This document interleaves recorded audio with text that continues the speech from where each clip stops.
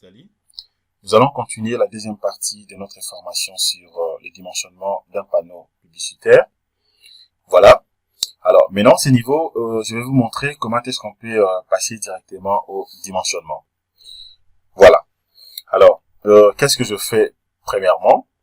Et après avoir donc appliqué le feu du vent, c'est-à-dire faire la simulation, et puis aussi vous montrer comment faire la combinaison. Alors, je vais continuer la formation. Qu'est-ce que je fais maintenant? Je viens d'abord sur dimensionnement. Je clique au niveau de dimensionnement. Alors, à ce niveau, maintenant, je prends d'abord dimensionnement bas acier. Pour essayer un peu de vérifier les éléments métalliques. Je clique là-dessus. Je vais patienter. Voilà ce que je viens d'obtenir ici. Alors, déjà, à ce niveau, ici, nous allons vérifier toutes les pièces. Mais avant cela, donc, nous allons d'abord, premièrement, le listrer pour avoir la possibilité de faire la vérification facilement. Et donc, qu'est-ce que je fais? Je viens d'abord au niveau de la liste ici. Voilà, vous avez donc l'état limite item et l'état limite de service. Regardez comment je vais faire. Je viens premièrement ici. Ici, ça fait 1, 2. De l'autre côté, ça fait 2, 3. Ici, 1 à 8. Et puis 10 à 9. Dans option de vérification de pièces de 1 à 8. Et puis de 10 à 12. Ça dépend de la manière dont je vais procéder. Alors, je viens, par exemple, ici. Voilà, je viens, par exemple, ici. Qu'est-ce que je fais? Je vais d'abord échapper. C'est un problème avec les claviers, puisque les claviers...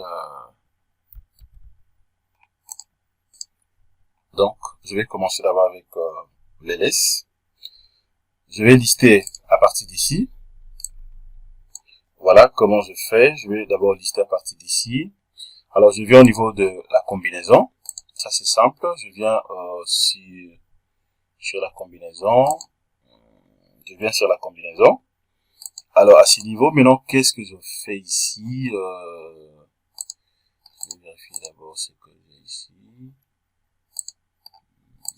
Au niveau de la combinaison.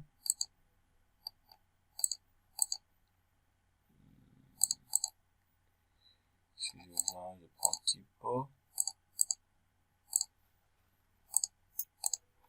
Déjà ici, c'est bon, puisque 1, 2, je vais illustrer que le 2. Voilà, déjà c'est bien. Bon, je laisse ça comme ça. Il n'y a pas de problème. De l'autre côté aussi, au niveau de l'ELS, il n'y a pas de problème. Je laisse comme ça par défaut, c'est bien. Maintenant, je ne peux que calculer. Voilà, c'est bien. Voilà, je vais calculer d'abord. C'est confirmé. Et puis, je lance d'abord les calculs. Voilà, je vais patienter. La vérification, c'est bien. Pour les calculs division, extrêmement aucun. Est-ce que c'est un problème? Au niveau des types, je vois la vérification. 1060. Bon, je vais d'abord fermer. Je ferme d'abord ça.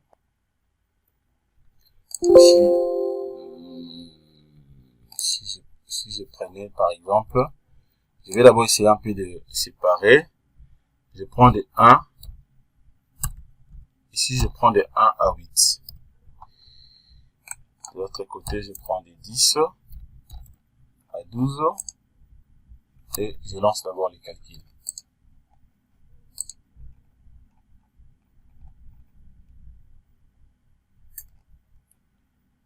Voilà, c'est bon. Bon, je vais essayer un peu de dimensionner, de faire la vérification de l'autre côté par rapport au dimensionnement des profilés. Et puis, je vais voir ce que j'aurai cette fois-ci. Voilà, je ferme d'abord ça. Ça, je peux soit enregistrer ou fermer.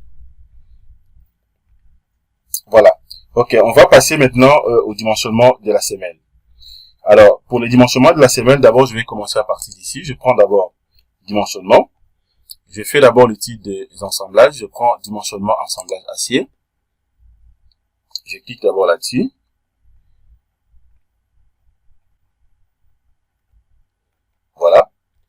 peux cacher d'abord la section. À ce niveau, je vais sélectionner d'abord le nœud. Sélectionne d'abord le nœud que vous êtes en train de voir ici. Le nœud est sélectionné. Bon, je peux sélectionner même les nœuds, y compris les poteaux, si je veux. Et puis, je viens ici. Je vais cliquer sur créer un nouvel ensemblage de la structure. Je clique, je vais patienter. Voilà, cette opération peut modifier la base de données concernant les informations. Bon, j'accepte oui. Je patiente. Voilà ce que je viens d'obtenir. Voilà. Alors, maintenant, ce niveau, qu'est-ce que je fais? Je vais maintenant paramétrer d'autres éléments. Alors, je viens d'abord au niveau des poteaux. Au niveau des poteaux, j'ai la possibilité de vérifier ou de modifier comme je vais. Alors, par rapport à la définition de l'assemblage du pied des poteaux, alors je vais d'abord commencer à corriger ou à compléter, à ajouter si je veux, par exemple, les raidisseurs. Je viens ici, je vais avoir des raidisseurs. Voilà, je prends raidisseur simple, c'est ce que je vais avoir.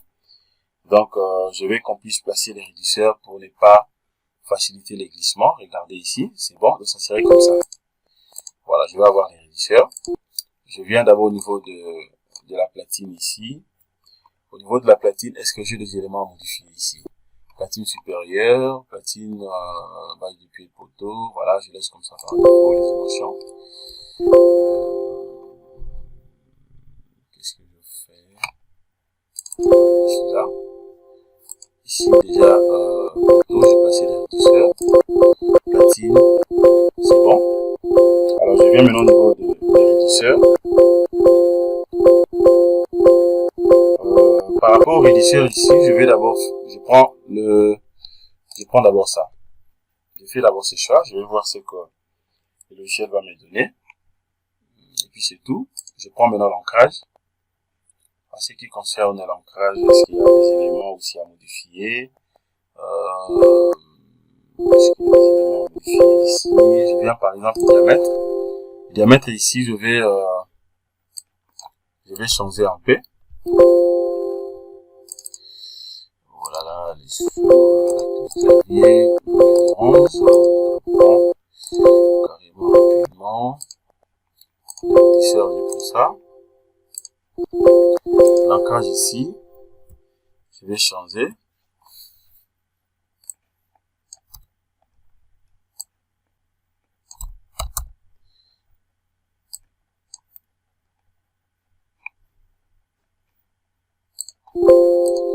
Bon, je ferme d'abord.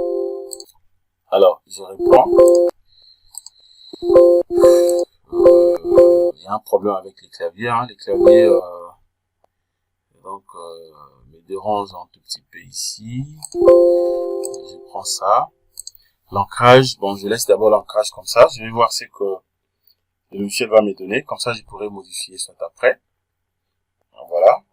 Alors, à ce qui concerne aussi la disposition ici, je peux voir d'abord. La disposition, il n'y a pas de problème. Bon, je laisse comme ça, c'est bon. Voilà, je laisse comme ça, c'est bon. Alors, et puis maintenant au niveau de bêche. Au niveau des bêches, bon, je vérifie, je n'ai pas besoin des bêches. Et puis, dire ici.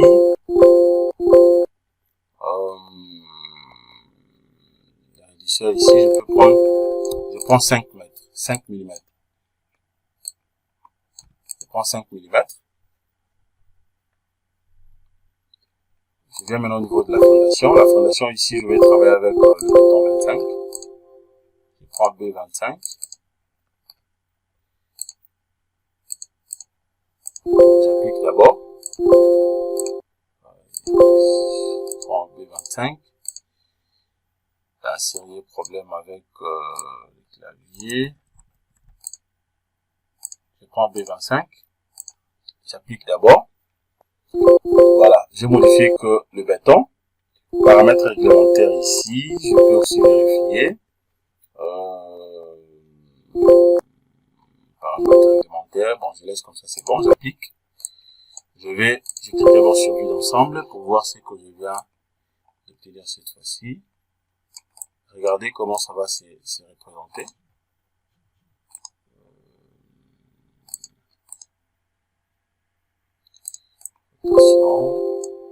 Apparemment, il y a plein de réducteurs. Je viens de placer beaucoup de réducteurs. Bon, qu'à cela détienne, je vais vérifier. Je vais vérifier d'abord. Alors, une fois appliqué, je clique d'abord sur OK. Voilà, je confirme d'abord sur OK.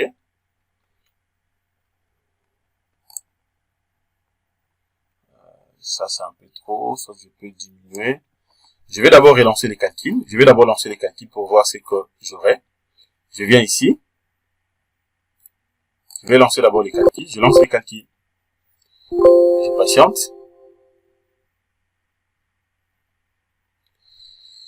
Je vais le lancer ici. Calcul manuel de l'assemblage. Je lance. Je vais voir ce que le logiciel va me donner. Voilà, c'est bon. C'est bon, donc tout est correct. Donc voilà ce que je viens d'obtenir à ce qui concerne l'assemblage au niveau de la semelle. Alors tout est bien, vous allez vérifier ici, vous allez voir que la géométrie concernant tout ce que j'ai utilisé c'est bon. Plaque principe du pied de poteau, les dimensions tout est bien, platine. Alors, vous avez tous les éléments. Moi je vais vérifier beaucoup plus je vais me marteler beaucoup plus au niveau de la vérification, rédisseur, tous les éléments, semelle isolée, soudure, tous les éléments, vous avez les efforts, tout là. La valeur du coefficient K est calculée automatiquement. Voilà la vérification, résistance à un effort incliné sur le plan des joints, c'est vérifié. Voilà, platine, toutes les vérifications sont bonnes. Voilà. Voilà, assemblage satisfaisant vis-à-vis de la norme utilisée. Les ratios, ça fait 0.75, donc c'est bon. Alors, mais je vais essayer un peu de modifier un truc ici. Je sais que déjà c'est bon, mais je vais diminuer un tout petit peu les réducteurs. Je vais essayer d'abord avec, je prends d'abord ça. Je vais d'abord essayer avec ça, si ça va aussi marcher. Ok. Je rentre sur vue d'ensemble. Rien que 2 réducteurs. Je vérifie d'abord. Voilà. Même avec 2 réducteurs, c'est bon. Voilà. Même avec 2, c'est bon. Voilà. Pourquoi je vais modifier? Puisque vous allez remarquer que ce que j'ai remarqué ici, j'avais pris d'abord ça. Avec ça également, ça marche sans problème, mais j'ai remarqué apparemment, il y a c'est un peu exagéré le nombre de réducteurs que j'ai mis ici.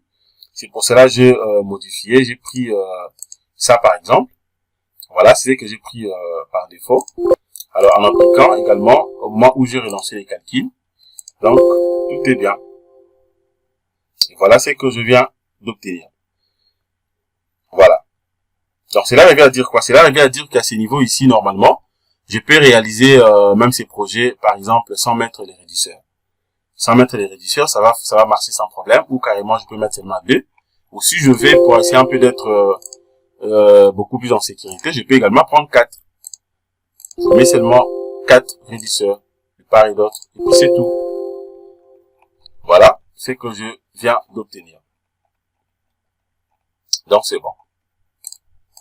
Et déjà à ce niveau, si par exemple il y a un problème au niveau des moments fléchissants, alors vous pouvez soit rentrer au niveau des réducteurs et puis vous augmentez ou des fois vous diminuez un tout petit peu et vous allez voir que ça va marcher sans problème. Donc par conclusion, je dirais qu'on n'a pas besoin de placer les réducteurs par rapport à ce type de projet, mais pour la raison de la sécurité, on peut mettre ne fût que 2 réducteurs tout comme 4 de part et d'autre. Donc voilà ce que je voulais vous montrer à ce qui concerne d'abord les dimensionnements ou carrément le type de l'assemblage. Alors maintenant, nous allons passer au dimensionnement de la fondation. Alors comment je vais maintenant dimensionner la fondation? Je vais d'abord rentrer ici. Voilà, je vais rentrer d'abord sur géométrie. Je prends la géométrie. Voilà, là je suis sur la géométrie maintenant. Je peux cliquer ici pour avoir l'épaisseur de l'élément. Je prends ça, si je vais, par exemple. Voilà. Voilà. Alors, je vais sélectionner d'abord le nœud. Je vais sélectionner le nœud. Ou carrément, je viens d'abord sur résultat. Je vais vérifier d'abord un élément ici.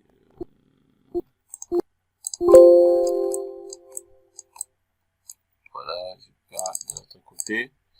Je vais essayer un peu de voir rapidement les efforts.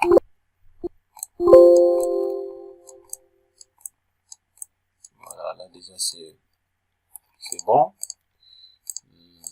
Dans l'autre sens aussi, ça c'est l'effort tranchant.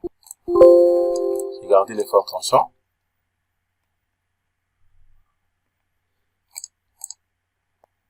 Suivant la direction de Z.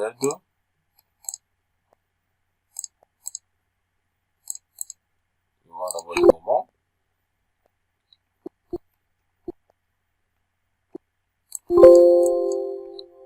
Voilà. Voilà. Donc là, je peux cliquer d'abord sur rien et puis j'applique. Alors, je vais sélectionner carrément le nœud. Sélection du nœud. Voilà. Étant donné que le nœud est sélectionné, je prends donc, je vais prendre maintenant le dimensionnement. Je prends ferraillage réel, élément béton armé. Je vais patienter.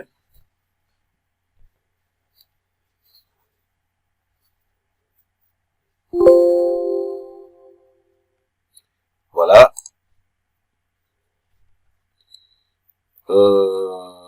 Qu'est-ce que je fais? Cas simple, règlement, je clique sur OK. Ça, je peux fermer. Je vais double-cliquer ici pour avoir directement la semelle en question. Voilà, donc la semelle est là. À ce niveau, je peux directement passer donc au dimensionnement. Voilà, vous savez très bien ce qu'il faut pour dimensionner une semelle. Donc, je vais le faire rapidement. Je viens par exemple ici, paramètres de l'étage ici, fissuration peu préjudiciable, milieu non agressif. Je vais accepter. J'accepte oui. Alors, je viens maintenant au niveau de l'option des calculs. Géométrie, vérification de coefficient ici, je laisse comme ça, c'est bon. Béton ici, je vais travailler avec le béton 25. Voilà, ça je laisse par défaut, c'est bien. Je prends haute adhérence 400. Je prends barre de 14, 16. Je prends barre de 16, barre de 20. Je prends 14, 16 et 20. Armature transversale. Armature transversale ici, je prends 6, 8 et 10. Armature additionnelle, je vais prendre la même section que l'acier longitudinal. Donc 14, 16, 20. Voire même 25, hein, je peux ajouter aussi 25. Voilà, je prends 25. Et puis OK. Alors, je prends maintenant disposition de ferraillage. À ce qui concerne disposition de ferraillage, à ce niveau ici, vous avez la possibilité d'uniformiser par exemple l'espacement. L'espacement, si vous voulez uniformiser ça, par exemple, si je vais avoir un espacement, par exemple, à la limite au moins de 10, qu'est-ce que je fais? Je peux rentrer rapidement pour... voilà, je peux mettre ici, par exemple... bon, je vais confirmer ça. Je fixe. Le 2. Option avancée. Option avancée. Voilà. Ici, maintenant, je vais justement vérifier comment est-ce que vous voulez donc armer. Vous voulez avoir donc le type de ferraillage avec des nattes. Je viens ici, acier supérieur. Je prends oui. Voilà, espacement dito en matière, je veux que ça soit uniforme. Je vais cocher ça. Les barres, il fera des choix entre les deux. Voilà, c'est bon. Je clique sur OK. Je viens sur Fi. Je prends deuxième. Barre d'attente ici. 14. Je prends donc 70. Voilà, je prends maintenant la forme. Et utiliser l'angle droit. Les crochets ici, je peux mettre même 10. puisqu'il s'agit de la semelle, de la fondation, donc je mets 10, et puis OK. Voilà. Et après, maintenant, qu'est-ce que ça reste quoi ici? Les dimensions, ça je laisse par défaut. Je sais que le logiciel va prédimensionner pour moi. Je laisse comme ça par défaut. Alors, de l'autre côté,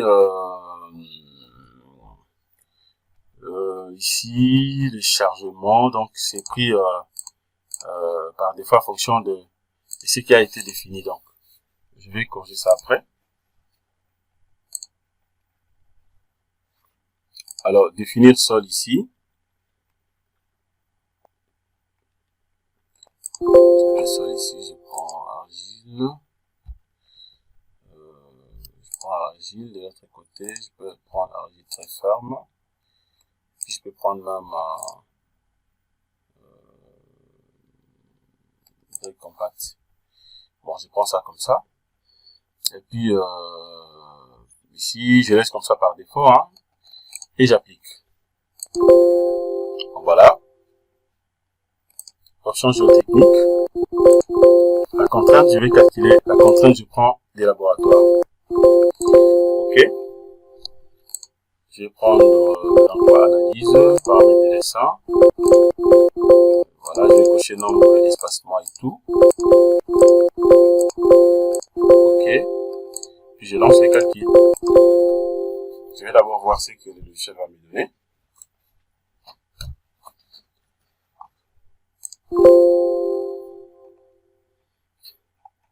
Voilà.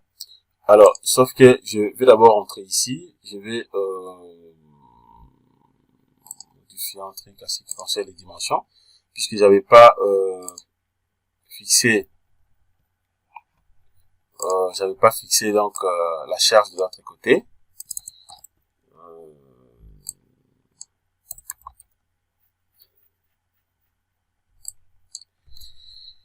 Voilà, j'ai un problème avec les claviers, c'est pour cela des fois, donc vous êtes en train de remarquer, je suis un peu lent.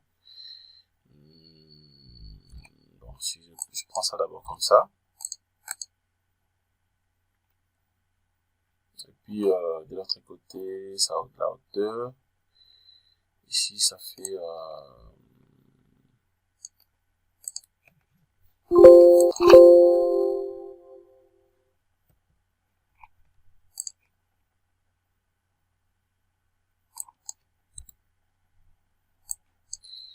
voilà, c'est vraiment difficile pour écrire, hein. C'est très difficile pour écrire. Bon, j'écris quand même ça. De l'autre côté aussi, je peux écrire. Et puis donc voilà. Donc je crois qu'on peut arrêter à ce niveau puisque j'ai un petit problème avec le clavier. Donc je n'ai même pas la possibilité d'écrire correctement. Donc voilà un peu ce que je voulais vous montrer. À ce niveau, c'est juste question de dimensionner la semelle. Vous allez voir que ça va passer sans problème. Voilà, merci de votre disponibilité. Abonnez-vous massivement. Nous allons continuer nos séries de formations sur Ginkgo Tutoriel. Passez une excellente soirée. Au revoir.